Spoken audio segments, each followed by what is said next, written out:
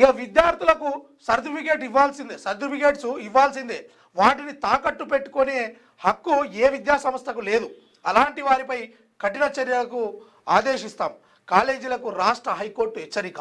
ఇక మనోళ్ళు చదువుకుంటారు కదా, చదువుకున్నాక చదువు అయిపోయిన తర్వాత పైసలు కడితేనే ఇస్తాము సర్టిఫికేట్లు, లేకపోతే పైసలు కట్టే తీసుకుపోవాలి, లేకపోతే ఇయ్యము.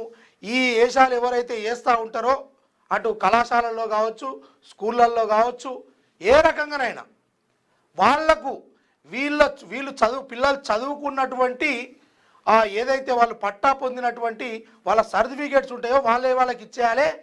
మీ జాగీర్ కాదు, మీ ఆధీనంలో పెట్టుకొని వాళ్ళని పైసల కోసం హింసించడము అనే విషయాన్ని హైకోర్టు అయితే హెచ్చరిక జారీ చేసింది. మరి కొట్టేదాకా చూసుకోకుర్రి. ఈ విషయం పట్ల రాష్ట్రంలోని అన్ని విద్యార్థి సంఘాలు కావచ్చు, లేకపోతే ఇతర సంఘాలు కూడా ఈ విద్యార్థి లోకానికి నేటి బాలలే రేపటి పౌరులు కాబట్టి అన్ని రంగాలలో మన రాష్ట్రము మన దేశము ముందుకు సాగుతున్న తరుణంలో ఇలాంటి విద్యా వ్యవస్థలో ఉన్నటువంటి ఈ పత్రాలకు అంటే వాళ్ళు చదువుకున్నటువంటి సర్టిఫికేట్లు ఇవ్వకుండా కొన్ని కాలేజీలు స్కూళ్ళు అవి కట్టడి చేసుకుంటా ఉన్నాయి, వాళ్ళ అధీనంలో పెట్టుకుంటున్నాయి, డబ్బుల కోసం వేధిస్తూ ఉన్నాయి. అలాంటిది మీకు మంచిది కాదు, అది మీ హక్కు కాదు, వాళ్ళకి ఇచ్చేయాలి అని కోర్టు అయితే గట్టిగానే అరుచుకున్నది.